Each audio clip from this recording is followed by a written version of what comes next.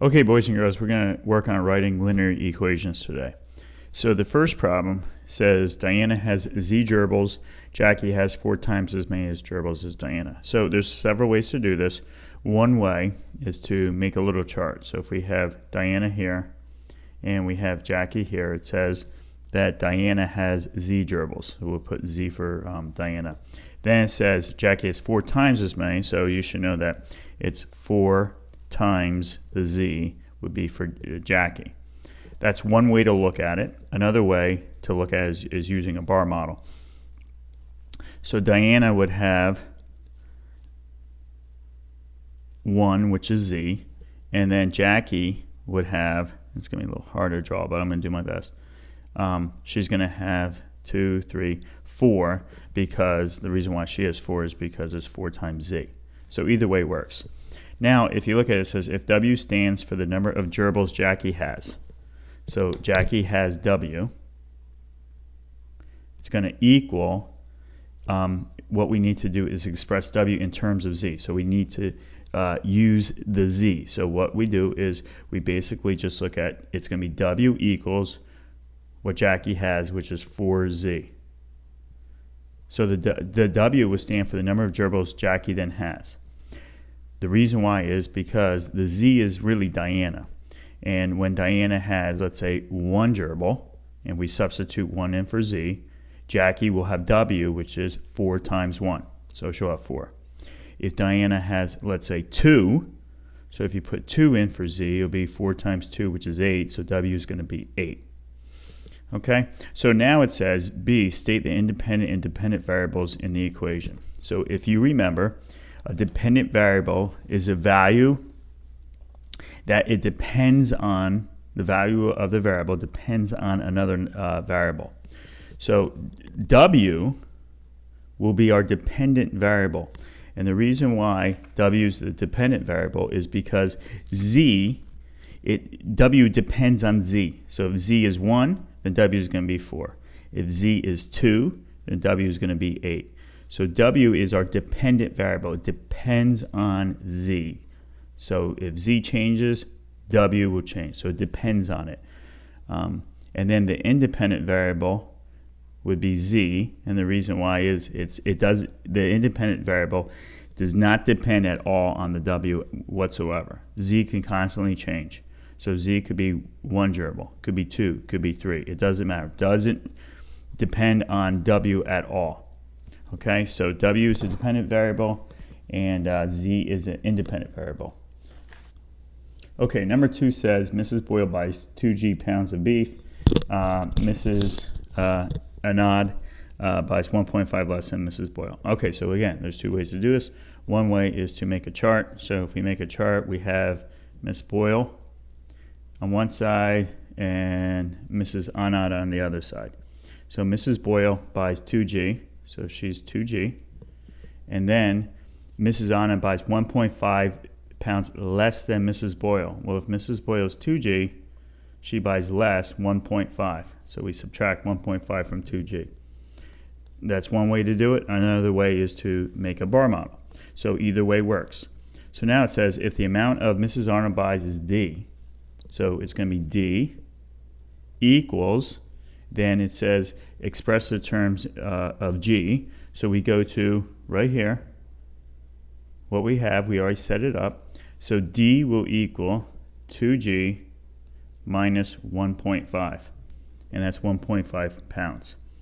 So again, D is what Mrs. Anand buys in D pounds. So it's D equals, so what does she buy? Right here, 2G minus 1.5. So we already have it already set up. So now what we need to do is look at the independent and dependent variables. So the dependent variable, the one that changes, the dependent variable is going to be D.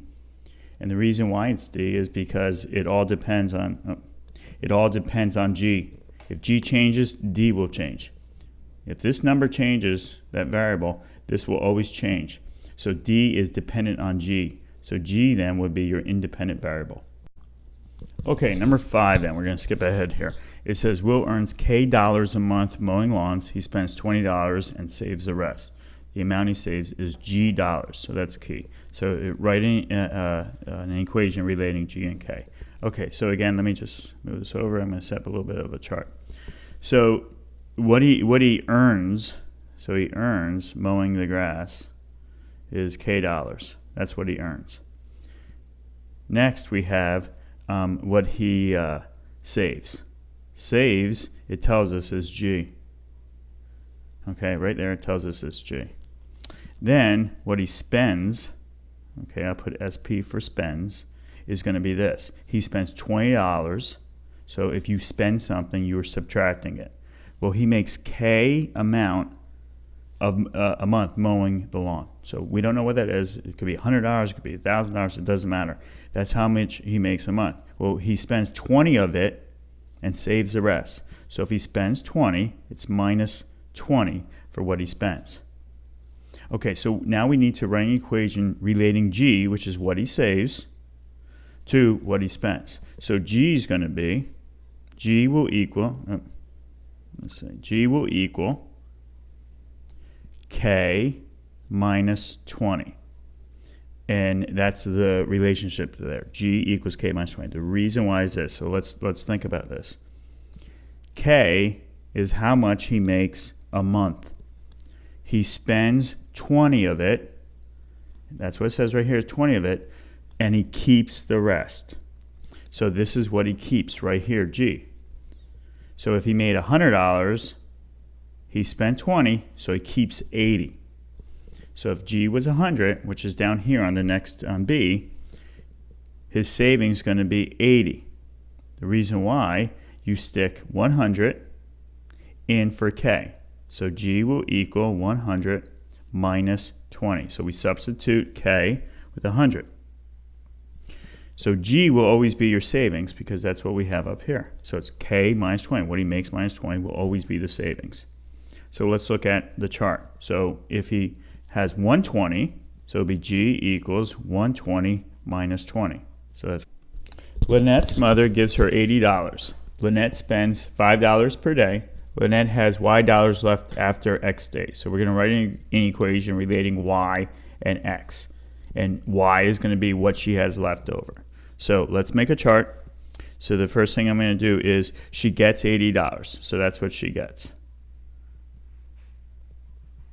She spends, what she spends is 5 times X because that's X represents the days. So she spends $5 per day. So if she had 10 days, it'd be 5 times 10, which was the X.